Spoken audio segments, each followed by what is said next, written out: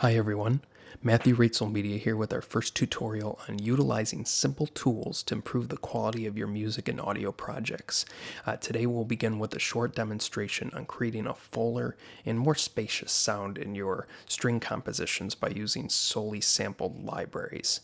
I occasionally get questions from aspiring composers asking how I get realistic results from my libraries and what libraries I use to achieve those sounds.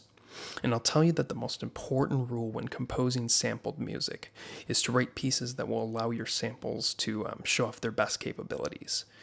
Always know your limitations with your samples. I mean, as if they were musicians themselves.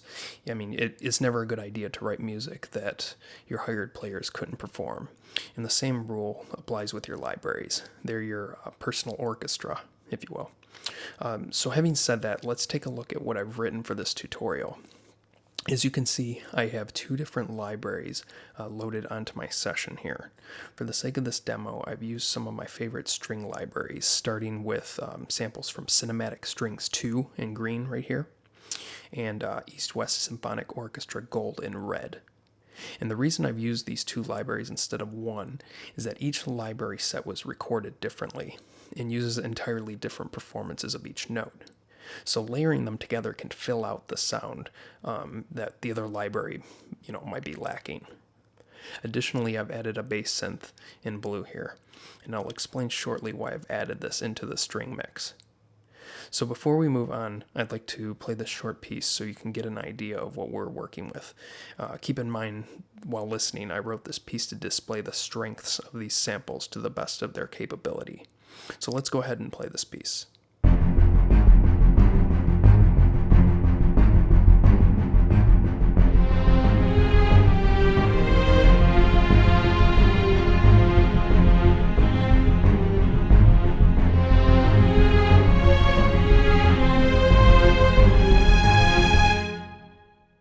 Okay, so let's break down what we have here.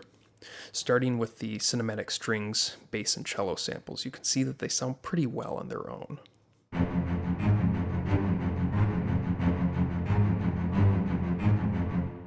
But they could be better. Strings in the lower register tend to need a little bit of extra punch. One of the best ways to do that is by adding string samples that are solo versus a larger group.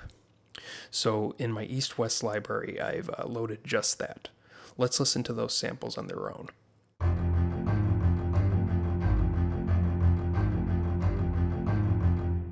Now together.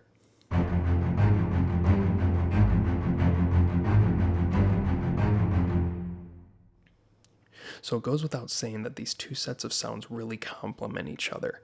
Now this is where the synth comes in.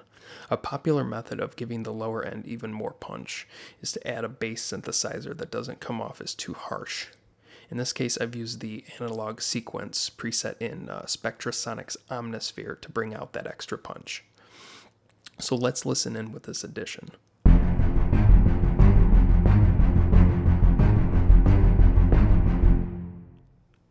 Alright, now that we have our lower strings where we want them, we're going to apply the same rules with our violin and viola patches. As a side note, I'd like to point out that I've set up the samples to sound as dry as possible, even though some of the libraries might not allow us to do so. The common mistake many people make is trying to use a reverb to fill out the sound of their compositions. I don't recommend that. Reverb should always be the icing on the cake of a well-constructed and produced composition. So I usually save those touches for last to ensure I'm getting the best sound I can get. And in the end, if I feel like the track sounds better without the reverb, I'll keep it out. It's like that old saying, if it ain't broke, don't fix it. So let's look at our violin and viola samples in cinematic strings. We'll start with the violins.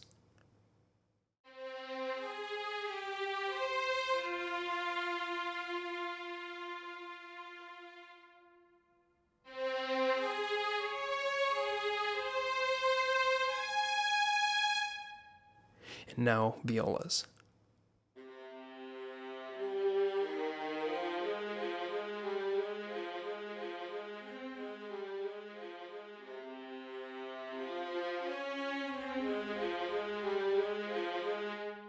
So as you can see, like the cello and bass samples, these sound great, but could use some extra layering to sound even bigger. In this case, I did not layer with solo strings like the other set. The only reason is because I felt the violin and viola samples in the larger string sections were stronger in East-West. So let's listen in with the layers together, starting with violins.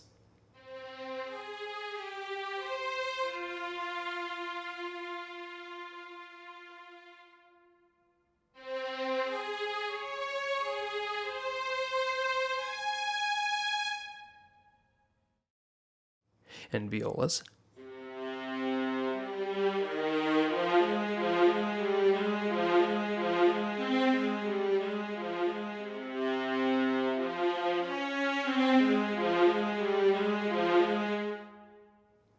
So it goes without saying that layering samples together can really increase the excitement and depth of a recording.